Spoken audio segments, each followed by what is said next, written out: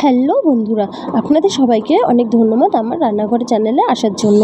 চলুন আজকে আপনাদের দেখিয়ে দিই ছোটো মাছের একটি রেসিপি। এখানে আমরা নিয়ে নিয়েছি পুঁটি মাছ ভালো করে ধুয়ে কেটে রেখে দিয়েছি। এবার এখানে আমরা সামান্য নুন আর হলুদ মিশিয়ে মাছটাকে ভালো করে মাখিয়ে নিয়েছি। এদিকে দেখুন কড়াই আমাদের ভালো করে গরম হয়ে গেছে, এর মধ্যে দিয়ে দিচ্ছি সর্ষের তেল। তেল ভালো করে গরম হয়ে গেলে এর মধ্যে দিয়ে দেবো মাছগুলোকে আমরা ভালো করে লাল লাল করে ভেজে নেব। আপনাদের কার কার ছোটো মাছ খেতে ভালো লাগে আমাকে কমেন্টে কিন্তু অবশ্যই জানাবেন। আমার তো বড় মাছের থেকে ছোটো মাছ খেতে বেশি ভালো লাগে, আমাদের বাড়ির সবারই কিন্তু ছোটো মাছটা বেশি ভালো লাগে। চলুন এখানে দিয়ে দিচ্ছি আর একটু সামান্য সর্ষের তেল, আর দিয়ে দিচ্ছি হচ্ছে রাঁধুনি ফোড়ন। এবার দিয়ে দিয়েছি জল। এবার এর মধ্যে দিয়ে দেব লঙ্কা বাটা। আপনারা কিন্তু লঙ্কাটা আপনাদের পরিমাণ অনুযায়ী এখানে দেবেন। দিয়ে দিয়েছি সামান্য হলুদ, ভালো করে একটু নেড়েচেড়ে নিচ্ছি।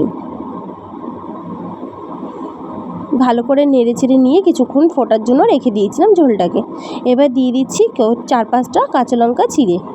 এখানে দিয়ে দিচ্ছি পাট শাক, এটা হচ্ছে তেতো পাট শাক। চলুন শাকগুলোকে দেওয়া হয়ে গেল। এবার ভালো করে নেড়েচেড়ে আমরা কিছুক্ষণের জন্য এটাকে ঢেকে রেখে দেব। চলুন কিছুক্ষণের জন্য ঢেকে রেখে দিয়েছিলাম। এবার এখানে দিয়ে দিচ্ছি ঢাকনা খুলে আমরা মাছ ভাজাগুলো।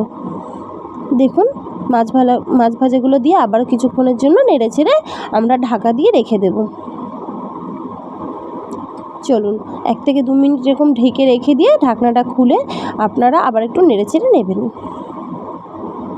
এবার এখান থেকে সামান্য ঝোল নিয়ে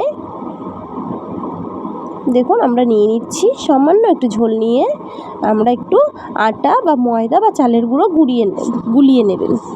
এখানে আমরা আটা নিয়েছি, আপনারা চাইলে ময়দা বা চালের গুঁড়োও নিতে পারেন, চাল বাটা থাকলে সেটাও নিতে পারেন। ভালো করে একটু গুলিয়ে এটা দিয়ে দেবেন, এতে তরকারিটা খেতে কিন্তু অসাধারণ লাগবে।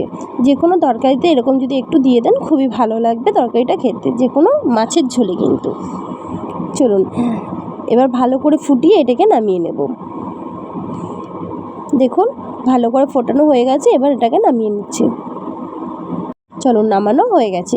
এই শাকটা খেতে কিন্তু খুবই সুন্দর লেগেছিল। ভালো লাগলে লাইক, কমেন্ট, সাবস্ক্রাইব করে পাশে থাকবেন।